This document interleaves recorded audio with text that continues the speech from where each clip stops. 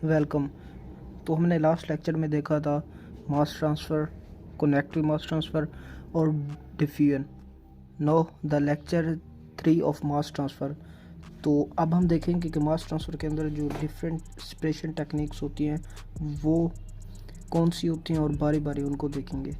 Last lecture में हमने ये तो देखा था कि वो कौन कौन सी हैं, लेकिन अब उनको हमने देखना है कि किस तरह उन्हें एक्सप्लेन करना है, उनके कंसेप्ट्स क्या हैं। नो हमारे पास फर्स्ट ऑफ ऑल है एब्जॉर्प्शन। एब्जॉर्प्शन क्या होता है? एब्जॉर्प्शन होता है कि हमारे पास दी ट्रांसफ़र ऑफ मास और solute from gas to liquid. हमने जो मास का ट्रांसफ़र करना है वो हमने गैस टू लिक्विड करना है। ये हमारे पास डेफिनेशन आ गया कि transfer of mass from gas to liquid. अगर हम इसकी एग्जांपल लेकर देखें तो हम ये चीज़ देख सकते हैं कि किस तरह हमारे पास मास जो होता है वो गैस से लिक्विड की तरफ जा रहा होता है। तो आइए हम एक एग्जांपल लेते हैं जिससे हमें और ज़्यादा समझ आएगा कि ये किस तरह हो रहा है। तो एग्जांपल में हम देखते हैं कि हमारे पास है a प्लस बी। आसान तरीके से एग्जांपल देख रहे हैं। हमारे पास जो a है हमारे पास वो हमारे पास है सॉल्यूट, जिसको हमने क्या करना है, रिमूव करना है। जिसको हमने रिमूव करना है हमारे पास वो है। जो बी है हमारे पास वो हमारे पास गैस मिक्सचर है जिससे हमने रिमूव करना है। और यहाँ पर हम कोई ना कोई सॉल्वेंट ऐड करेंगे जिसे हम सी कह देते हैं, जिसे हमने सॉल्वेंट ऐड किया। अब जैसे ही सी ए और बी के मिक्सचर के अंदर एक दूसरे के साथ ये लोग रिएक्ट करेंगे, तो अब सी क्या करेगा, वो जो हमारे पास सॉल्यूट रिमूव करना है उसको अपने साथ ले जाएगा।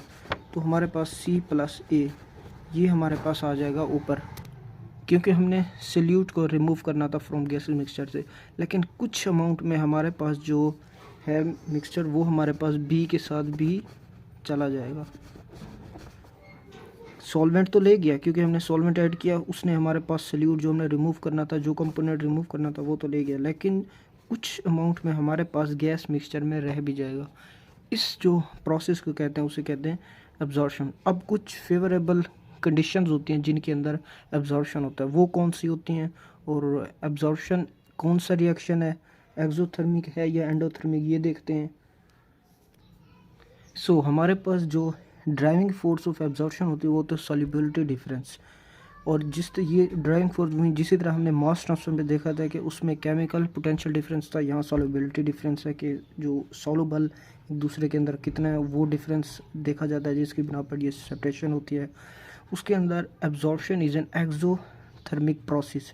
एक्सोथर्मिक रिएक्शन कैसे, जैसे हमारे पास ये गैस मिक्सचर था तो यहाँ से हम लिक्विड में गए, तो मतलब यहाँ पर हमारे पास क्या हुआ कि हीट रिलीज़ हुई, जिसकी वजह से ये हमारे पास एक्सोथर्मिक रिएक्शन है। अब देखते हैं कि फेवरेबल कंडीशंस क्या हैं, कि किन कंडीशंस के अंदर हमारे पास एब्जॉर्प्शन हो सकता है और किन के अंदर नहीं हो सकता।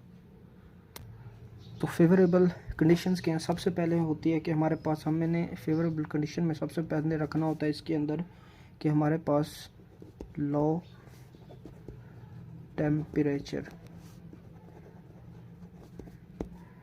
अब हम अगर कहें कि क्यों हम लो टेम्परेचर क्यों, हाई टेम्परेचर क्यों नहीं रख रहे, क्योंकि हमारे पास हेनरी लॉ ने कहा था, उसने कहा था कि solubility of gas decreases in liquid at higher temperature.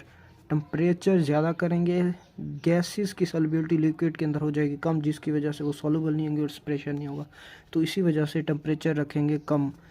और दूसरे नंबर पे हम लोग जो हाई प्रेशर रखेंगे। वही बात आती है कि हेनरी लॉ ने कहा कि अगर हम प्रेशर हाई रखें तो इससे क्या होता है कि सॉल्युबिलिटी ऑफ गैस इंक्रीज होती है in a liquid at higher pressure due to Henry laws. तो उसने यही कहा कि अगर हम लो प्रेशर रखेंगे तो सॉल्युबिलिटी सही तरीके से होगी, और हाई प्रेशर रखेंगे तो हमारे पास सॉल्युबिलिटी सही तरीके से होगी। अगर टेम्परेचर ज़्यादा करेंगे सॉल्युबिलिटी डिक्रीज़ होगी, अगर प्रेशर कम करेंगे तो हमारे पास सॉल्युबिलिटी डिक्रीज़ होगी। तो लो टेम्परेचर और हाई प्रेशर के अंदर हमारे पास एब्जॉर्प्शन होता है। तो अब हम देखते हैं कि एब्जॉर्प्शन को करने के लिए हमारे पास दो टेक्निक्स यूज़ होती हैं, जिसमें हमारे पास होता है पैक्ड कॉलम और प्लेट और स्टेज वाइज कॉलम। इन दोनों ऑपरेशंस को यूज़ करके एब्जॉर्प्शन किया जाता है। तो ये हम नेक्स्ट वीडियो में देखेंगे क्योंकि वीडियो बहुत ज़्यादा लंबी होती जा रही है। लेकिन उससे पहले तो अब हम देख लेते हैं कि हमारे पास एब्जॉर्प्शन का जो अपोजिट होता है वो होता है स्ट्रिपिंग। वो क्या होता है कि the transfer of solute from liquid to gas. Absorption क्या था हमारे पास, गैस टू लिक्विड का मास ट्रांसफ़र, और हमारे पास जो स्ट्रिपिंग होता है वो होता है हमारे पास transfer of solute from liquid to gas, liquid to gas. So ये हमारे पास होता है अपोजिट ऑफ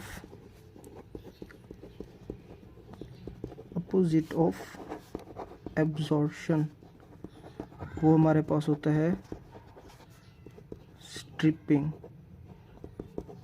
स्ट्रिपिंग हमारे पास एब्जॉर्प्शन होता है। इसमें क्या होता है कि मास का ट्रांसफ़र होना किसमें हमारे पास, उसमें क्या था हमारे पास गैस टू लिक्विड, ये होता है हमारे पास लिक्विड टू